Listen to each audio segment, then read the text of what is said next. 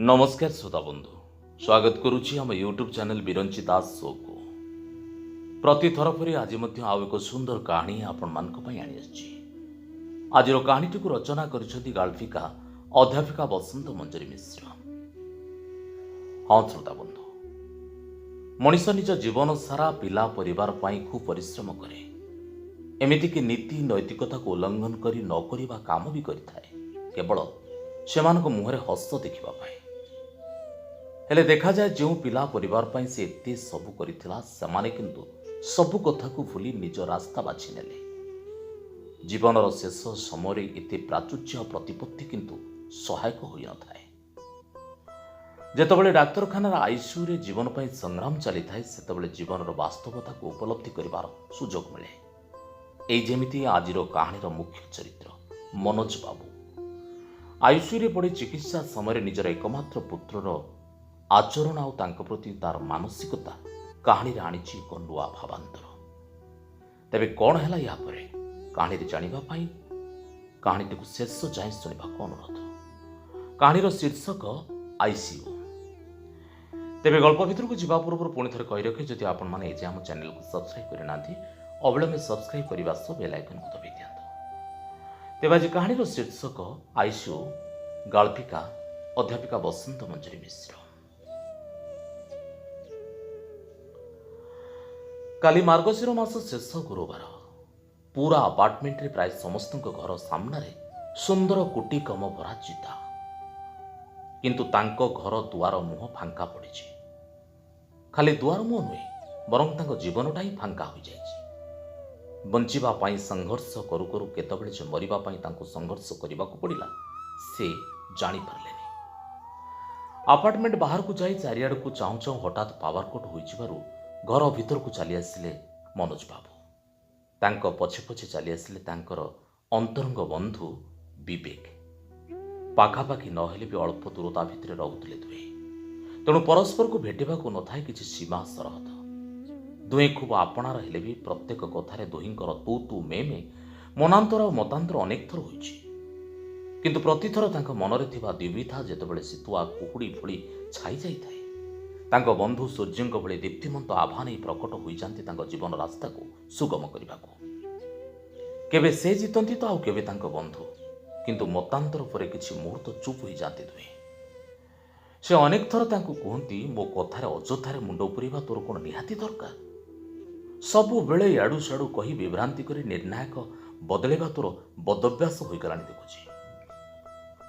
ठो ठो हसी तांको सांग कहंती, अरे विधाता आमको जन्म एकाठी करेछि, आ मु तो सह एते अंतर जे तोते मुहूर्ते छाड़िबा मो पक्षे असंभव। दुहे खूब घनिष्ठ, सते जेमिति जणे दीप हेले आउ जणे आलोक, जणे वर्षा ठोपा हेले आउ जणे चातक। अनेक थर से भावंती एथर तो कथा किछि शुणिबेनी, निजे निजर निष्पत्ति नेबे। सबु बेले सबु कथारे गोटे षंढ पुरी तांको मन को चहली दउछि। तांको नरम जोता भितरे कंटा भଳି तांको खेताक्त रक्ताक्त करि चलिछि। तांको निष्ठा को भांगी चुरमार कर दउछि एक अदिनिया सुनामी भଳି, किंतु निजको तांकोठु अलगा करि पारंतिनी। सबु बेले तांको हृदयर निषिद्ध इलाकार धसई बसी निर्णायक बदली दारुभूत भଳି नीरव रे बसी रुहंती तांको देह को लागे। केबे छात उपरे ठंडा पवन खाइबाकू तो आउ केबे अंधार रे भावनार खियो जुड़िबाकू। दुई बंधु बालकोनी रे बसी पड़िले गपर आसर जमिबाकू। मनोज बाबू को उदासीनता को निमिषके पड़ी नहीं बंधु पचारिले, कौन होइछि कि एमिति उदास जना पड़ुछु? कौन कहबी सांग, किछि भल लागुनी, ना घरे मन लागुछि ना बाहरे। तुई पेक मारिबा को इच्छा, ले तू आसीगलु आउ कोन ता संभव? लंबा लंबा भाषण मारी मते बुड़बक बनेबा को बा। तांको मन को बुझेबा को जाई बंधु कहले, तोते केते थर कहिछि से पेक कथा तुंडरे धरिबुनी, सेगुडा हम शरीर पई क्षतिकारक। तोते सुस्थ शरीरटा कोन भल लागुनी? रोग किणिबा को इच्छा होछि? देखिलुणी केते बड़ बड़ नामी दामी कलाकार एई मत निशार अबेଳରେ निज जीवन हरै दउछन्ती। मध्याह्न सूर्यास्त जे केते जंत्रणादायक तू कौन जानिनु? कौन करिबे कह? जो परिवार पई सारा जीवन जलिली आ शेषरे मनोज बाबू को निराशा को निमिषके पड़ी दे उत्तर रखिले बंधु विवेक बाबू। तू कौन जानिनु मनोज, दीपतल अंधार बोली निजे जली समस्त को आलोकित करुवा व्यक्तिर अंतर सबुबेले अंधार। ତା ଅନ୍ତରର ଭାଷା ସର୍ବଦା ଅନ୍ୟ ପାଇଁ ଅପହଞ୍ଚ।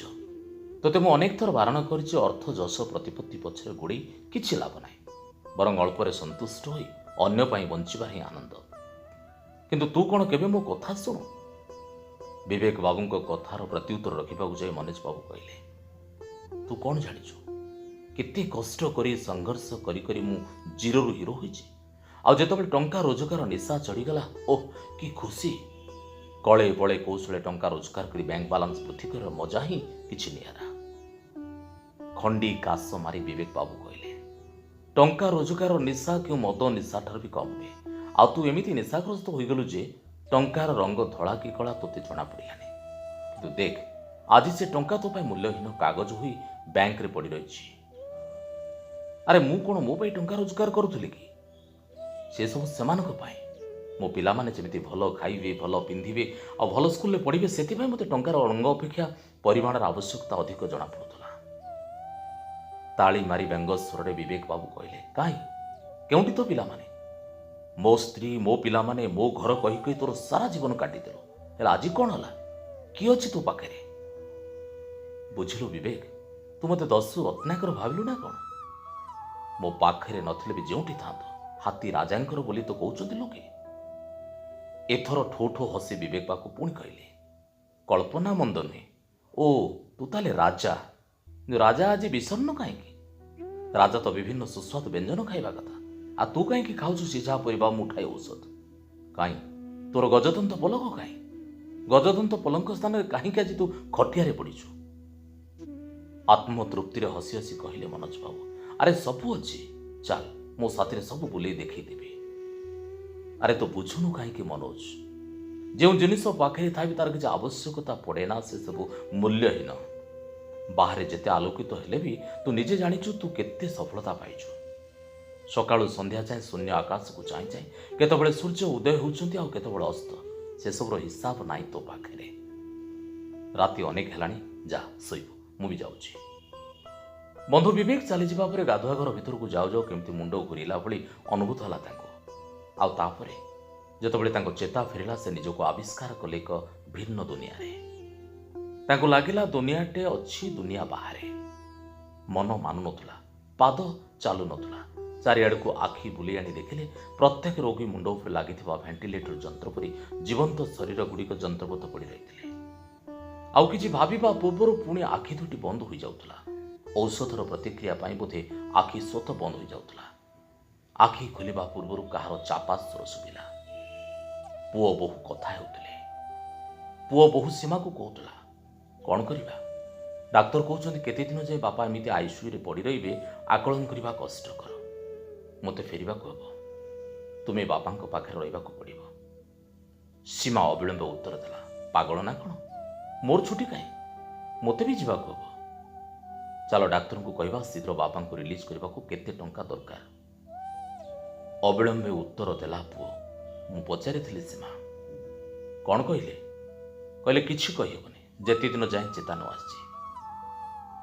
କିନ୍ତୁ ବାପାଙ୍କ ଅବସ୍ଥା ଦେଖିଲେ ମୋତେ କାହିଁ ବିଶ୍ୱାସ ହଉନି ସେ ଆଉ ବଞ୍ଚିବେ ବୋଲି। କ'ଣ କରିବା କିଛି ବୁଝିପାରୁନି ମୁଁ। ଯେତେ ଶୀଘ୍ର ଚାଲିଯିବେ ତାଙ୍କ ପାଇଁ ଭଲ, ଆଉ ଆମ ପାଇଁ ବି ଭଲ। ଟିକେ ରହି ସୀମା କହିଲା। ପୁଅ ବୋଉ ଆଇସିୟୁ ବାହାରକୁ ଚାଲିଯିବା ପରେ ଆଖି ଖୋଲିଲେ ମନୋଜ ବାବୁ। ତାଙ୍କ ଅବସ୍ଥାକୁ ନେଇ ପୁଅ ବୋଉଙ୍କ ଆଲୋଚନାରେ ଗଭୀର ମର୍ମାହତ ହୋଇଥିଲେ ସେ ଆଉ କିଛି ଭାବିବା ପୂର୍ବରୁ ଧସେଇ ବସି ଆସିଲେ ବନ୍ଧୁ ବିବେକ। ମୁହଁ ଫେରେଇ ନେଲେ ମନୋଜ। ହୁଏତ ବନ୍ଧୁଙ୍କ ବିଦ୍ରୂପ ଶୁଣିବାକୁ ସେଦିନ ଇଚ୍ଛା ନଥିଲା ତାଙ୍କର। ଖଣ୍ଡି କାଶ ମାରି ବିବେକ କହିଲେ, କ'ଣ ଭାବୁଛୁ କି? ଏଇ ପୁଅ କେମିତି ଭଲରେ ରହିବ ବୋଲି ସେଇ କଥା ଭାବୁଛୁ କି? ପୁଅକୁ ବିଳାସପୂର୍ଣ୍ଣ ଜୀବନ ଦେବା ପାଇଁ କେତେ ଲୋକଙ୍କ ଠାରୁ ଲାଞ୍ଚ ବି ତୁ ନେଇଛୁ। ମୁଁ ଅନେକ ଥର ତୋତେ ବାରଣ କରିଛି, ଯେତିକି ଚୁନାକୁ ସେତିକି ପିଠା। କିନ୍ତୁ ତୁ ସେତେବେଳେ ଯୁକ୍ତି କରିଥିଲୁ, ଗୋଟିଏ ବୋଲି ପୁଅ ମୋର, ତା ସୁଖ ସ୍ୱାଚ୍ଛନ୍ଦ୍ୟ ପାଇଁ କିଛି ବି ମୁଁ କରିବାକୁ ପ୍ରସ୍ତୁତ। କିନ୍ତୁ ଦେଖ, ଆଜି ସେ ପୁଅ ତୋ ଇଚ୍ଛା ବିରୁଦ୍ଧରେ ବିବାହ କରି ତୋତେ ଅବହେଳା କରି ବାହାରେ ରଖିଲା। ଆଜି ତୁ ତା ପାଖରେ ଅଦରକାରୀ ହୋଇ ପଡ଼ିଛୁ। ବିବେକଙ୍କ କଥା କଟୁ ହେଲେ ବି ନିରାଟ ସତ୍ୟ, ଏଥିରେ ତିଳେମାତ୍ର ସନ୍ଦେହ ନଥିଲା। ବିବେକଙ୍କୁ ଚାହିଁ ହାତ ଯୋଡ଼ି ନିଃସ୍ୱାହ ଭାବେ ଉତ୍ତର ଦେଲେ, ଏବେ କ'ଣ କଲେ ତୁ ଖୁସି ହେବୁ ସେଇଆ କହ। ଜଣେ ବନ୍ଧୁ ହିସାବରେ କଟାଘାରେ ଚୂନ ନ ଦେଇ ବରଂ କିଛି ସମାଧାନ ସୂତ୍ର ବାହାର କର। ଆଖି ନଜେଇ ମୃଦୁ ହସି ବିବେକ କହିଲେ, तोर सबु समय असमय तो पाखे केवल मु ही अच्छी से समाधान रास्ता भी मु ही देवी किछि न कही किंग कर्तव्य मूढ़ भाव में विवेक आड़ को प्रश्न आखिरी चाहले से एबे देखलु तो ब्रह्मपुर सुनामधन्य स्त्री और प्रसूति विशेषज्ञ शतायु डाक्तर लक्ष्मी भाई विराट त्याग विषय एक नुहे कि दुई नुहे 3 कोटी टंका दान करदे दुस्थ असहाय चिकित्सा पाए तू भी सेमिति सब अर्थ दान कर वृद्धाश्रम को चली जा भगवान को शरणापन्न हो निज कृतकर्मर प्रायश्चित कर हाँ मु भी से करी चित्कार कले से आयुष्यर निरवता भेद कर कंपी उठिला स्वर सिस्टर दौड़ी आसिले किंतु आखि बंद कर मनोज कहले बंधु विवेक कुआड़े गले सिस्टर रेजिस्टर चेक कर कहले सेमिति कहीं विवेक नामधारी व्यक्ति एठिक आसीना तो तेबे बुझीपारे मनोज सारा जीवन तांको पाखे पाखे रही तांको परामर्श दे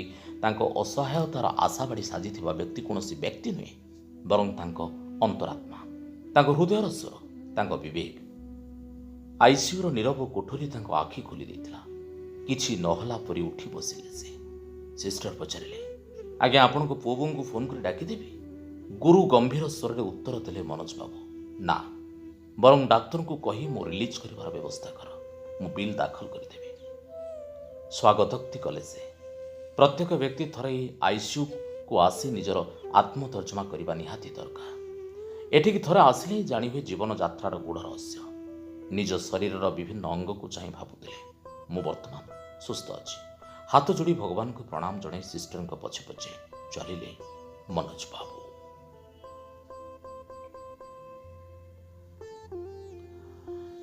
शुणुले गाल्पिका अध्यापिका वसंत मंजरी मिश्र एक भिन्न स्वादर गल्प आईसीयू जीवन जाकर कठिन परिश्रम निजक अवहेला करी एकमात्र पुत्र पाई संपत्ति जोगाड़र परिणाम कौन ता बुझीपारी मनोज बाबू आईसीयू चिकित्सा समय सुस्थता अपेक्षा पुओ बो से जीवन को नहीं व्यस्त होबार खबर आजिकालीर मनोज को परी बापा मानू एक विराट शिक्षा देछि तेबे बंधु विवेक प्रति समय साहस और सहयोग कहानी एक नुआ अनुभव आनी सतरे आईसीयू बुझे देछि मनोज बाबू को जीवन वास्तवता अर्थ मान जस सर्वदा लड़ुवा मनीष मान भविष्य संपर्क तेरे जीवनटा आमर आपर परिचालित करने आमर दायित्व तेणु यह दृष्टि रखी आमको बंचार रास्ता बाछा पड़ो। आशा कहानी आपण खूब भल लगी आज यदि भल लगी तेज आम चैनल को लाइक शेयर कमेंट और सब्सक्राइब करने को आदौ भूल नहीं पुणी आसवि